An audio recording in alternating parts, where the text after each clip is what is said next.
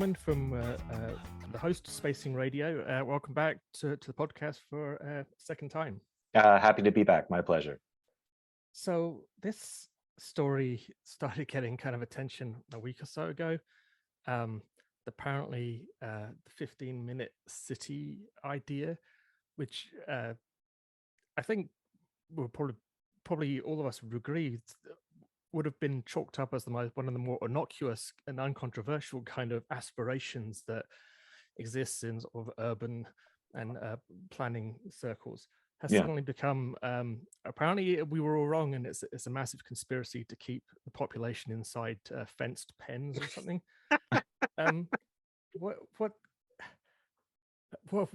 What's your understanding about this whole story, just to kick us off? I mean, yeah, I was surprised when I saw that there was just general scuttlebutt about it. I assumed it was going to come from the typical, like, oh, this is just, one more attack in the war against the car.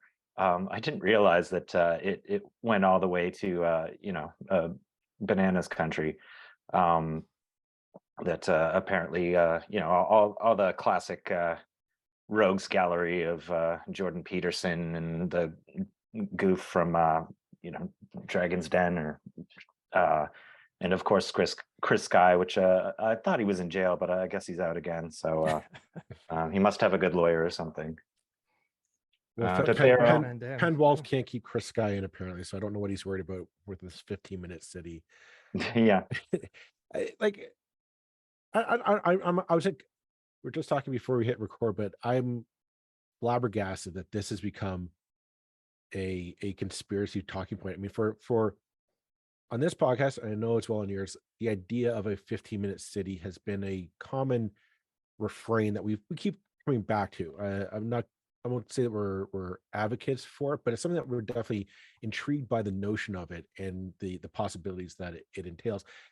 And just, kind of put it on the record for our listeners, remind everyone again, somebody who might be new listening to this, what is the philosophy behind the 15-minute city? Okay. Like I will personally go on the record as this is something that I have and do advocate for. The actual term itself was coined in 2016 by a Professor Carlos Moreno, sort of urbanist thinker. But it really just is, it's part of a long legacy of trying to undo some of the damage we did with the urban planning straight after World War II. This very car-centric, very sprawling, sort of, in some ways, very solipsistic kind of urban planning, where everyone lives apart. They have their their little patch of paradise. They get in a car and drive for 2 hours, and to some downtown business center, and then at the end of a workday, they drive back and rinse and repeat. We found out pretty quickly that for a number of reasons, that's not the most ideal way to live, and it seems to be that only the most extreme kind of anti-urbanist thinkers would even push back against that, because I don't know anyone who can truthfully tell me that they enjoy their two hours of gridlock on the way to the office or whatever they're doing.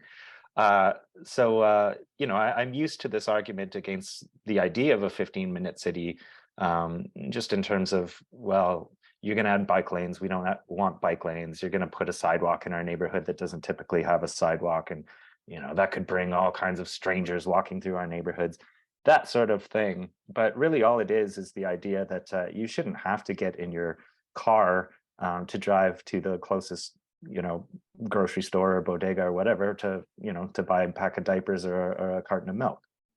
I think the one thing that is we should underscore is that it's not a set in stone carved in the wall kind of policy of everything must be 15 minutes away. The idea is it's an ideal it's a goal to strive towards, and the like those essential amenities of life, so like a doctor's office, like as you said, the groceries, bodega, shops, and like those essentials for life that we need to live. We're not sitting. You're right. We're not sitting there in 2 hour traffic trying to go to the other side of our city to go to our allotted appointments. We could still, like, if we have that favorite shop, right? That shop that we love, that chocolate shop that it makes the best treats for us. There's nothing be stopping us from getting in our car, driving across town, shopping and doing the like. But again, it's that idea of like, well, no, I need to go buy my groceries. I could walk to the store, buy my week's groceries, and walk back. Yeah. And like, yeah. If you will, and the thing is, this is all about options, right? As good urban planning always is. No one's saying you can't drive across city to your favorite chocolate boutique or whatever, but you should have the option of not having to, get in a car just to pick up a last minute item, or to see a doctor, or it also raises issues of in sort of suburban neighborhoods. People are tending to age out of the neighborhoods that they've lived in for so long, because that kind of lifestyle of just getting in a car and driving, for 30 minutes to an hour to do basic things like see your doctor, it's just not sustainable. And what happens when you lose your license because your vision is impaired and the government takes away your license? Yep, exactly. Then you, unless you have sort of a network of support, that neighborhood that you spent your life in, all of a sudden, cannot sustain you. And that's been well documented by people like Cheryl Case in Toronto and others all over the world. Like it's the current model of having almost no options by design doesn't work for anyone. Apparently this has been taken and skewed into something that's just absolutely ridiculous. Well, it's that old quote about, a lie gets halfway around the world before the truth can get its pants on, or whatever. I mean, there was one of the guys, what's his name? Laurie, whatever. Goldstein from the Star, or Sun, sorry, the Toronto Sun. Yeah, from the Sun. Sorry, yeah. Okay, he's a right-wing goofball, but I wouldn't have put in the Jordan Peterson complete nut bar camp. Somehow picked up on this, and he made a comment, I think, on Twitter, and it was like, this ludicrous idea of a 15-minute city, it's just going to be laughable to anybody living in, Markham or I think he said south of Bloor. In the 905, actually. Yeah, he said south of Bloor, which is right. I thought that would be like, if you're living south of Bloor in Toronto, exactly my recollection would be like, you'd be like, I'd love a 15-minute city. Yeah, but also, and that's where you're most likely to already have it, in that you're living downtown where there's stores on street corners. I don't get it. And the fact that this is an aspiration of good design, not about making anybody change their behavior by force, this seems to have completely passed these people by. But I guess they want it to pass by. I mean, this all came to the fore because, of all places, Oxford in England, of the university fame, which I haven't been there for a very long time, but I will say it is a real traffic sort of black spot, or was 20 years ago. Has sort of branded some changes that they're introducing as 15-minute city. And I don't know, have you looked at what the actual proposals were at all, Glenn? Yeah, so this seems to be one of the main things. There were two things that I picked out, if I'm putting on my tinfoil hat, that really concerned people. And the one is, as you say, these are traffic calming measures. Having different areas of the city where cars would either not be permitted, or they would have to pay a sort of congestion charge if they absolutely had to take a certain road at a certain time of day. This is not new. Cities do it all over the place. Places in England have been doing it to some success for years, and it's not some dystopian thing. It's just they were trying to solve the problem of absolutely snarled gridlock. That's not good for anyone, and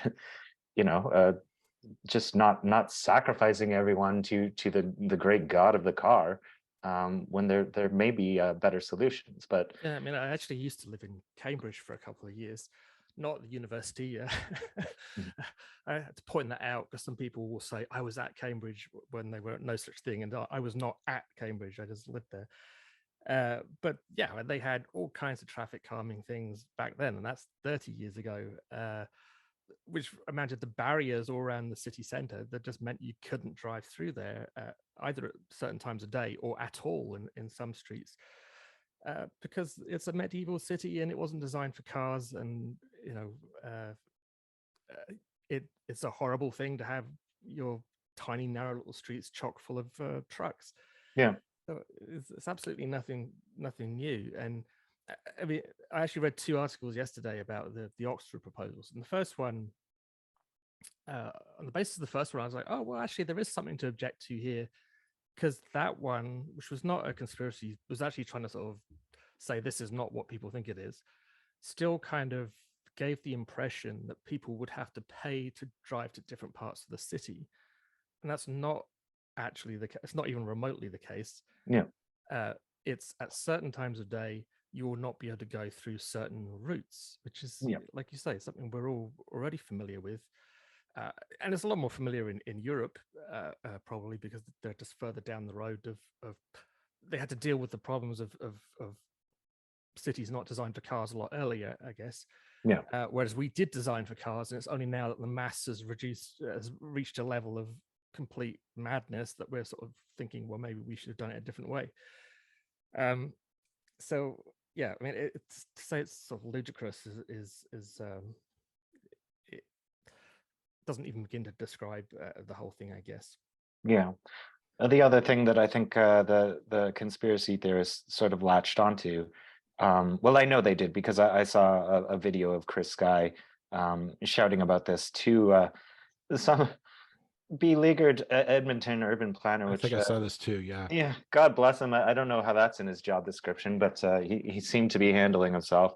But they made a particular hay of the Edmonton Mayor Amarjeet Sohi, calling their take on the 15-minute city, talking about the different designated districts, and I think because of what's the Katniss, the young Hunger readers Games novels, the Hunger Games. Yeah. The word district is in the public consciousness right now as something very dystopian and nasty. But my understanding is that the city of Edmonton's plan for and I might be wrong here, but the idea of the district was purely from a planner point of view, just in terms of an organizational standpoint. It is. Like the Amarjeet, the mayor of Edmonton, is not talking about like erecting these walled barriers or like the police of Edmonton are not going to be patrolling down the border street saying, "Excuse me, Glenn, you're not allowed to cross the street. You have to stay in your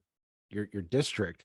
Yeah. It's entirely from a planning point of view, just so we can plan out in terms of zoning priorities, so that when a supermarket wants to be built, where can we prioritize where to put it, so that again, people are able to access it more efficiently. Yeah, and they could have used any other synonym. It's just I think it was just a matter of bad timing on their part. I mean, I'd probably use district as well, because that's simple, because Paris is divided into districts. Yeah. Right. So I don't know. Just bad time on it. It's something that the right has been very good at over the last 20, 30, 40 years, of taking language of the left and then deliberately misinterpreting it. And putting that new meaning onto it. And I mean, the sort of earliest example and the most obvious one is probably political correctness, which I always felt in origin, political correctness, insofar as it wasn't, I think it was kind of an ironic phrase from the start. Like it wasn't even, but there was no serious political correctness movement until people started reacting against it. But it just meant, let's be nice to people and let's not use language that maybe upsets how people feel. It's like, let's be polite. This is kind of how it's like. This isn't about controlling language. It's about being nice to people, and yet their definition is the one that we all have now, and that even middle of the road people will say it's political correctness gone mad. Right. Yeah. And they've done it again and again and again. I mean, it's like the fake news phrase was the other one that came from the left about, oh, this is fake news, and within weeks Donald Trump was saying it as an attack on the left-wing press, Well, or legitimate the news, mainstream press. Yeah. Yeah. I don't know. I don't know. Is there a way to sort of combat that kind of process? Is there a way to sort of combat the madness? I don't know, because it's not done in good faith. Like, you had that very good quote about, that truth isn't as fast as a lie. Your way was better, but It's not my quote. I can't remember who said it first, but it wasn't me.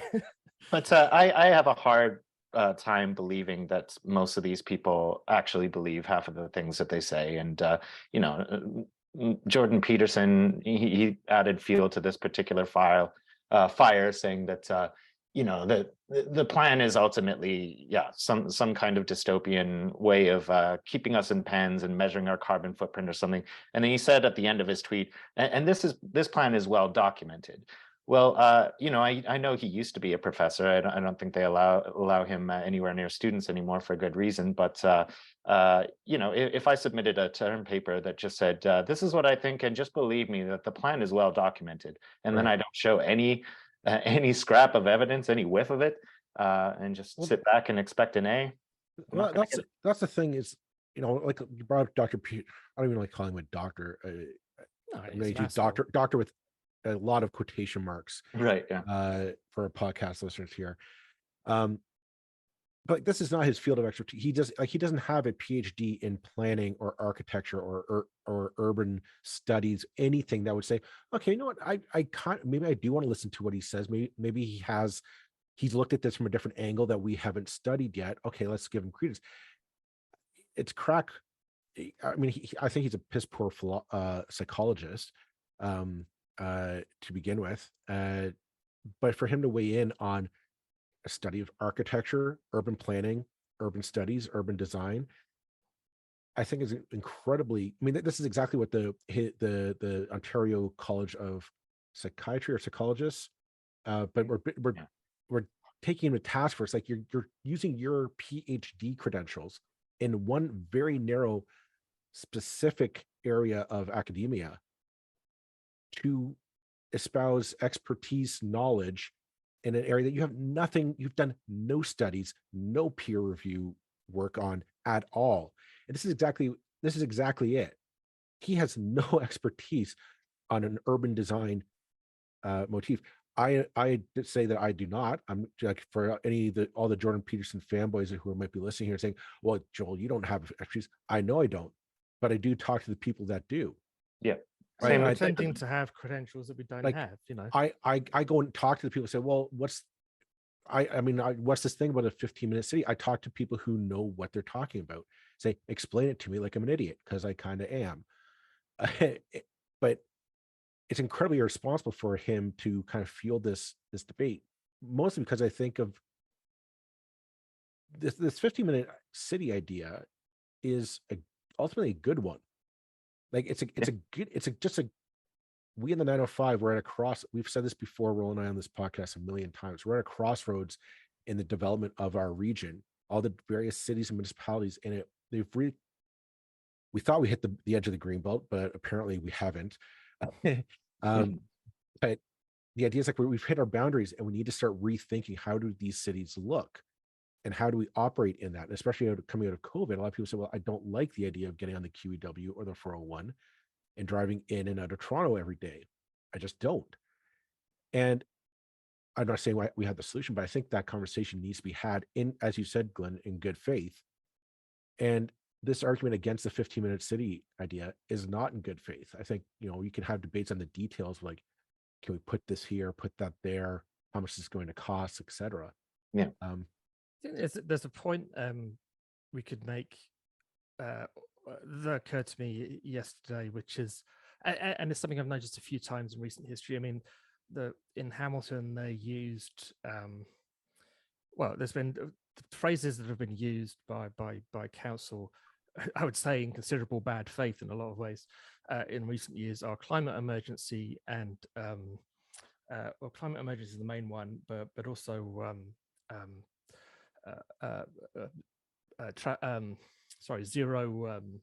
Vision Zero. Oh, Vision Zero. Yeah. Vision Zero. Sorry, it went out of my head for a minute. Those two phrases have been stuck on to city initiatives.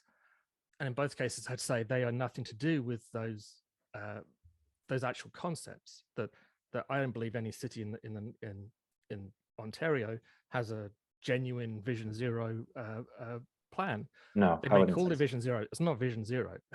It's not about eliminating road deaths.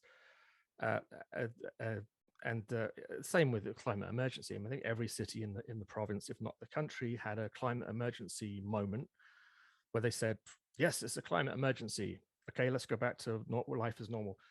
And that was the end of that. But they can stick it on all their leaflets and their documents and the rest of it.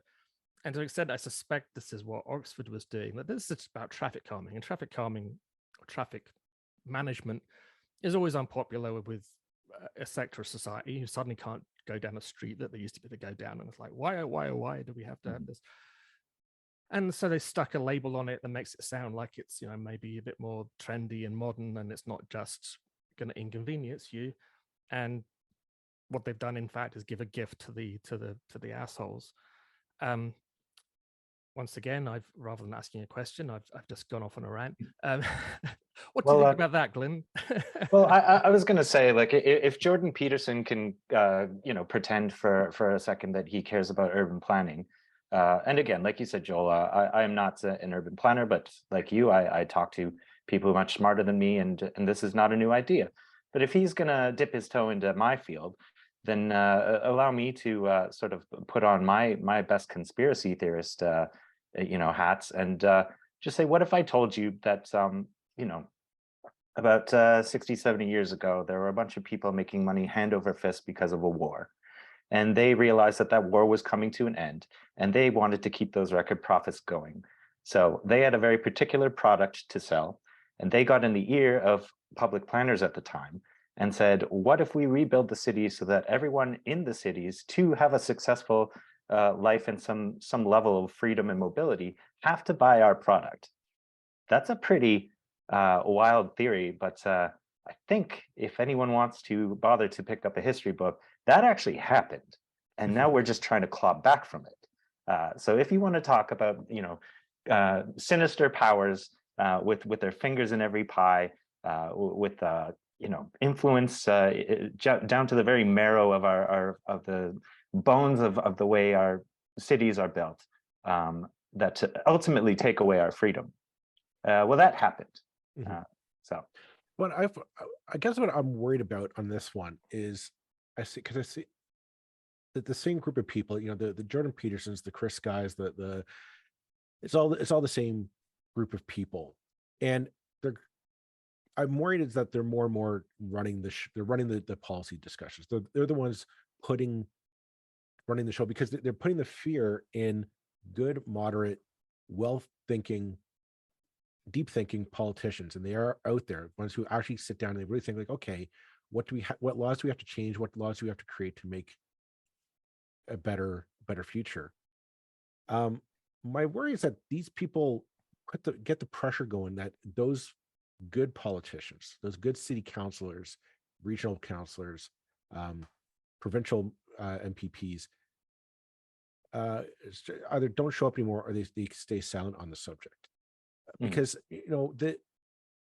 especially at the city council level, I'm not saying in Toronto so much. It's a different political field for sure, but out here in the 905, a lot of councils are only 6 or 7 people, maybe 15, sitting around a table, and you typically don't get a lot of time in the spotlight. And the last thing you want is for the freedom convoy yahoos to be hanging outside council meetings, shouting down an honest in good faith debate on planning.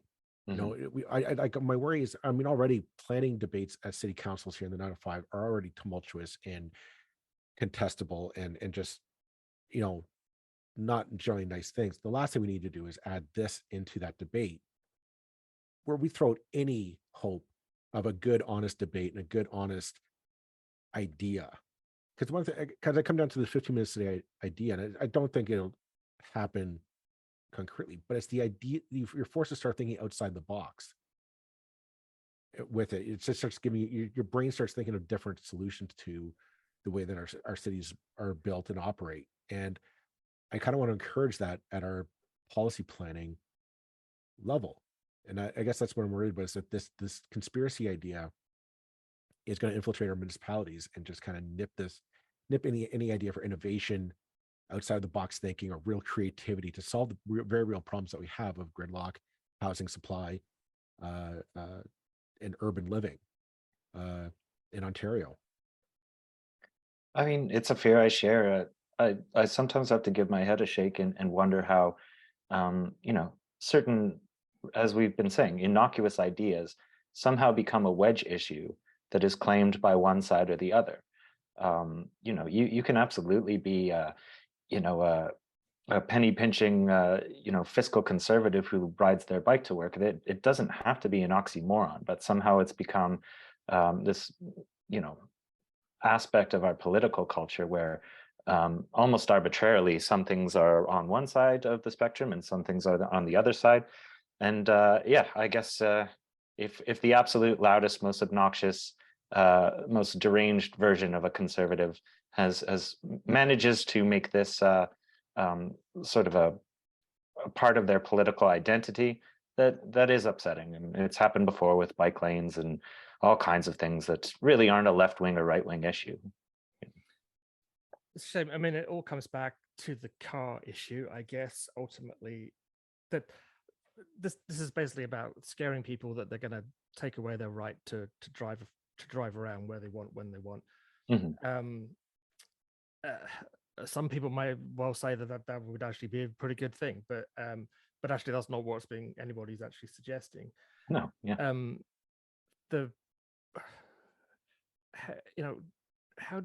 How do we combat this basic, it's ironic that a metal box that for many of us basically imprisons our kind of existence, and which we depend on to get around, and which we have to sit on for far too many hours in our day, is simultaneously associated with the concept of kind of freedom and personal liberty. And it's kind of a big question half an hour into an interview, but why is that? And how do we get that out of our heads? How do we, can we sort of get the message out there that we want freedom, want the ability to have freedom from cars, not the freedom to be oppressed by the damn things? Well, like Jordan Peterson, I'm not a particularly good psychologist, but the things that come to my mind are I accept the criticism that sort of left-wing urbanists what were written off during the Ford eras as the downtown latte sipping elites. I agree that they had two things working against them, and one was that there was a kind of smugness, there was a kind of narrow vision at first, very downtown centric vision, that kind of thing, and also that they tend to be overly wonky, and that's something on my show that I worry about myself, that what is the barrier to be able to engage in a conversation about these things. I try to keep it all in layman's terms, but it does get away from me when you get really into the weeds of these things. So I would say only engage in the people who are engaging in good faith, and that does not include the Petersons, the Chris Skies, the Freedom Convoy people. You'll get nowhere with them, but don't be smug about the concerns that people may have, everyday people, which I've certainly been guilty of that. I like to make jokes about how I'm gonna fight a war against the car myself. I don't mean it. I understand certain people have to live life a certain kind of way. But yeah, only engage with people who are actually engageable with, and don't be smug, and try to present the alternatives in the simplest terms, the most understandable terms. I really like that as maybe a good way to end the podcast, as we're sort of tipping over the halfway mark. But I really like what you said there, because there is that tone that you see amongst people who I know have very good intentions and who support good initiatives of kind of, if you don't agree with me, then you're, I mean, again, it's the polarization of everything that we're dealing with right now, right? Yeah. It's like, if you drive a car and you don't like bikes, you're an asshole. Now, I don't think that's really what they mean, but it certainly can come across that way. And like you say, a lot of people do, if you do live in a suburb in the 905, the thing is, you don't feel like you have a choice to live differently.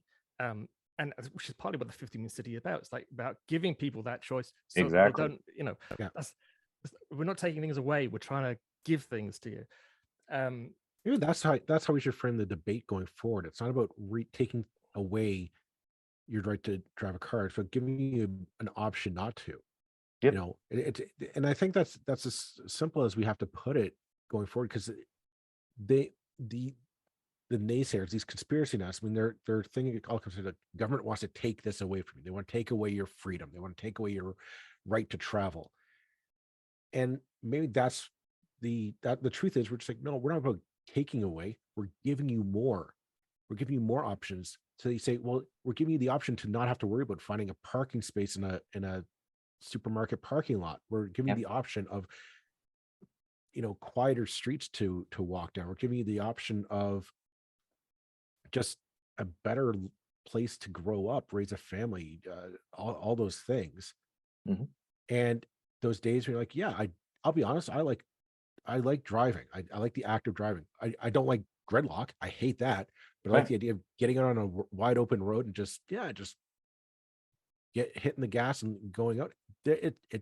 I enjoy it. But yeah, you know, give me the option of not having to do that while sitting in gridlock. Well, I don't know. That's ultimately what we're talking about. And maybe if you're a politician listening to this, if you're a city councilor, or maybe you're a potential Toronto mayoral candidate listening, frame the argument that way. We're giving you choice, not taking anything away, and see how that responds to the people. Absolutely. And I'll send you my bill for political consultation afterwards. Well, let's leave it there. Thanks again, Glenn, for joining us. I'm sure we'll speak again in the future about other and similar issues or related issues. And a reminder to everybody to make sure you tune into Spacing Radio. Well worth a listen, as is Spacing Magazine and everything to do with spacing. And yeah, thanks again, and we'll speak to you again next time. Always a pleasure.